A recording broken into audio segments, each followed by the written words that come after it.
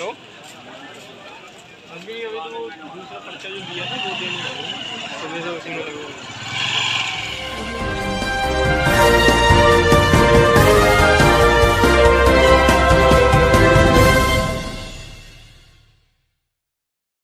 समन Tahir, Premlata Rathore, Rehana B के बीच त्रिकोणीय मुकाबले के संकेत से बाकी प्रत्याशियों के समीकरण बिगड़े। बरेली से खबर बुलंद भारत के लिए कामरान अली की रिपोर्ट। बरेली की नगर पालिका परिषद नवाबगंज की सीट का चुनाव काफी चर्चित रहता है और बड़ा दिलचस्प भी रहता है और इस बार निकाय चुनाव का मुकाबला कुछ खास होता हुआ नजर आ रहा है।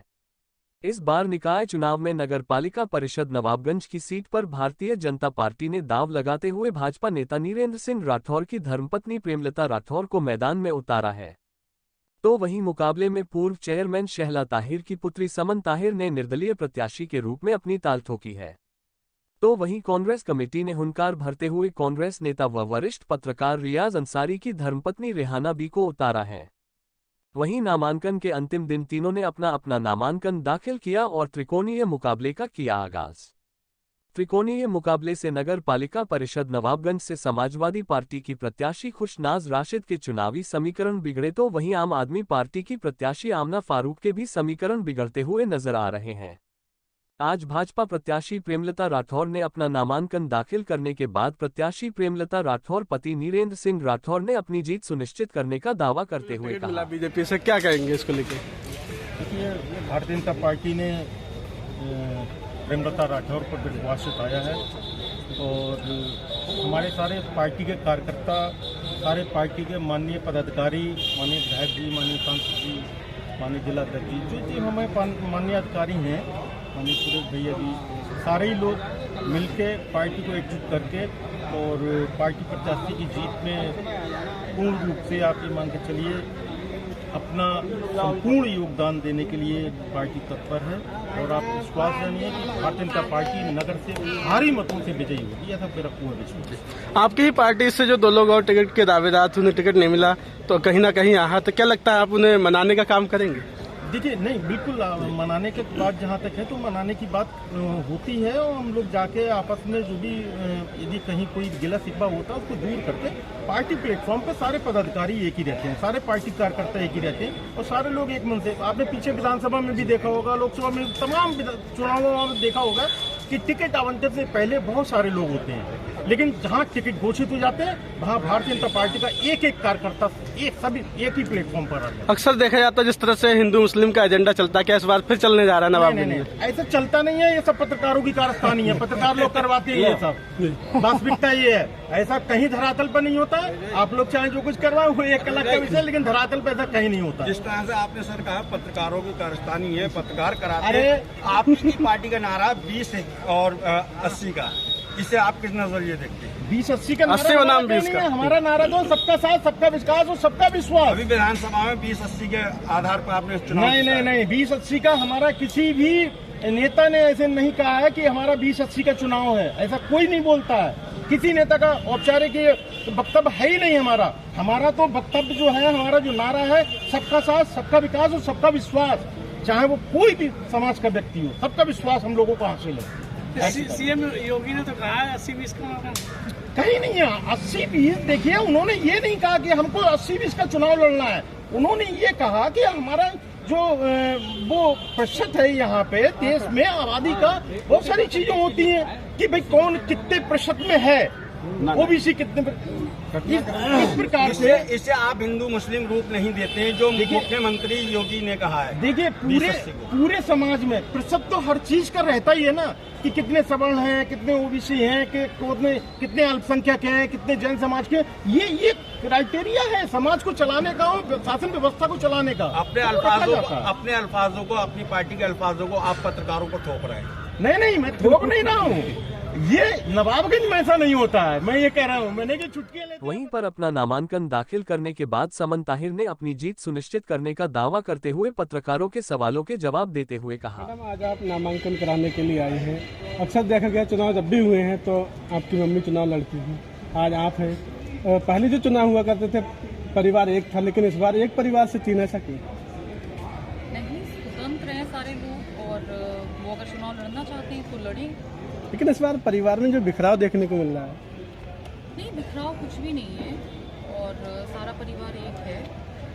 और जो सपा के प्रत्याशी हैं तो सपा की क्या पिछले चुनाव में भी क्या परिस्थितियाँ रही थी, उससे पहले भी क्या रही थी, सब जानते हैं। तो इससे वो ज़्यादा फर्क नहीं पड़ेगा और मुझे लगता है जैसे जैसे चुनाव आगे जाएगा सब साथ होंगे। आपकी माँ पालिका अध्यक्ष रही तो नगर में क्या विकास उन्होंने कराया और अब क्या विकास होने को है? देखिए, वो विकास नहीं करा पाई क्योंकि विरोधी पार्टियां लगातार प्रहार कर रही थी, उन्हें मुकदमे लड़ने पड़ रहे थे, इधर सस्पेंड हुई, ओवरसीज हुई, तो बहुत समय नष्ट हो गया और जनता का बहुत नुकसान हुआ। इसीलिए उन्होंने इस बार मुझे भेजा कि आप लड़ो, आप फ्रेश हो, कैंडिडेट हो, कोई मुकदमा नहीं है आप पे। तो मुझे लगता है कि शैलजा जी ये समझती हैं कि मैं ज़्यादा उनसे बेहतर कर पाऊँगी, उनके अधूरे कार्यों को पूरा कर पाऊँगी। इस बार अगर आप चुनाव जीत के आते हैं, क्या लगता है विपक्षी विकास आपको करने देंगे? आपकी माँ को नहीं करने दिया तो? बिल्कुल करने देंगे क्योंकि मैं किसी पार्टी से हूँ नहीं, निर्दलीय चुनाव लड़ रही हूँ और जो माता जी थी मुझे पार्टी से ही होती थी किसी ना किसी। तो मुझे भी ये फैसला ज़्यादा अच्छा लगा कि निर्दलीय लड़ना ज़्यादा अच्छा। समझ डर की वजह से आपने बहुजन को ज्वाइन किया और छोड़ दिया कि आप किसी पार्टी निर्दलीय लड़ेंगे मैं तो आपको निर्दलीय बात लड़ना नहीं होगा। चाहती हूँ, हाँ। यही और डर था नवाबगंज बहुजन की को छोड़ जनता ही देगा। मेरी पार्टी है।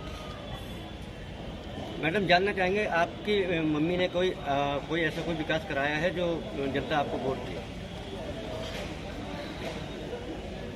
अब जनता ये चीज़ जानती है कि उन्होंने क्या कराया है या उन्हें क्या नहीं करने दिया है या क्या। वहीं पर कांग्रेस कमेटी की प्रत्याशी रेहाना बी के पति कांग्रेस नेता रियाज अंसारी ने बड़े जोशीले अंदाज में अपनी पत्नी रेहाना बी की जीत सुनिश्चित करने का दावा करते हुए कहा, राजनीति में रहे हैं, ये पहले भी सभासद रही है सन 2000 में, वो कांग्रेस के सिंबल से ही रही है। और वजह तो एक ही चीज़ है कि नवाबगंज 10 साल से जिस ढंग से राजनीति हुई है, 10 साल से जहाँ की चेयरमैन है, उन्होंने नवाबगंज का विकास ठप कर दिया। भ्रष्टाचार के अनगिनत उन पर आरोप लगे। जो लोगों की मदद होना चाहिए थी, जिस उम्मीद से लोगों ने उन्हें वोट दिए थे, उन पर वो खरी नहीं उतरी। तो अब जनता के जो अधूरे काम थे वो मैं लगातार कर रहा था, जबकि मेरी पत्नी सन 2000 से 2005 तक रही, 17 साल से हम सभासद भी नहीं है, फिर भी मैंने 800 लोगों के राशन कार्ड बनवाए, 100 लोगों को प्रधानमंत्री आवास बिल्कुल शुल्क, 1 रुपए का कोई ये नहीं कह सकता कि 1 रुपया किसी का खर्च होने दिया। दिन रात हम ये काम करते हैं लोगों की, लोग जान रहे हैं नवाबगंज के। सिर्फ जो है आप देखें साहब, जब कोरोना काल आया तो लोगों के पास खाने की समस्याएं आने लगी। उस दौरान मैंने महसूस किया कि गरीबों को क्या चाहिए, तो रोटी का सवाल था।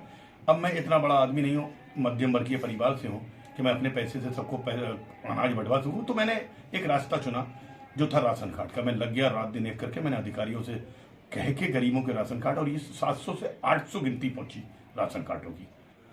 जिसका क्या उम्मीद की जा सकती है कि आपको वोट मिल सकता है? देखिए, ऐसा है, बुरा दौर हर किसी पे आता है। हमारे कांग्रेस का हम कह सकते हैं ये बुरा दौर था जो बहुत जल्दी खत्म होने वाला है। आज जिस ढंग से भाजपा की सरकार केंद्र में है, 10 साल होने को जा रहे हैं, 9 साल हो चुके हैं, तो इस दौरान उन्होंने जनता की उम्मीदों पर खड़े नहीं हुए। आप सब पत्रकार साथी लिखते ही हैं कि कहाँ हैं 15 लाख रुपए, कहाँ हैं रोजगार, कहाँ हैं 2 करोड़ नौकरियां, सारी कंपनियां बेच दी गई, हर चीज, रेलवे स्टेशन बेच दिए गए, पत्र डेली चलता है ये। आज इसीलिए राहुल गांधी ने जो भारत जोड़ो यात्रा में शुरू की, तो लोगों को अब फिर विश्वास होने लगा कि उनकी जो टूटी हुई आशाएं जो हैं, उम्मीदें हैं, उनको पूरा सिर्फ कांग्रेस पार्टी कर सकती है। और आप देखेंगे कि कर्नाटक का चुनाव है, हम ही से शुरुआत करने जा रहे हैं। कर्नाटक में सबसे पहले कांग्रेस हार के सरकार। देखिए, रोड की बात लोग करते हैं, रोड नाले, ये तो एक जेन्युइन काम है नगर पालिका का। चेयरमैन ये भी नहीं कर सकता है, तो मैं समझता हूँ उसका चेयरमैन पद पर रहने का कोई अधिकार नहीं। रहा बात जो हमारे मुद्दे हैं, रोडों पर सफाई होना चाहिए, अच्छे क्वालिटी के रोड पड़े, नवाबगंज के अंदर बच्चों के लिए खेल का माहौल पैदा हो, जिससे कि वो देश में अपना, हमारे नवाबगंज का नाम रोशन कर सकें। हमारे बुजुर्गों के टहलने के लिए पार्क नहीं है, पार्क होना चाहिए।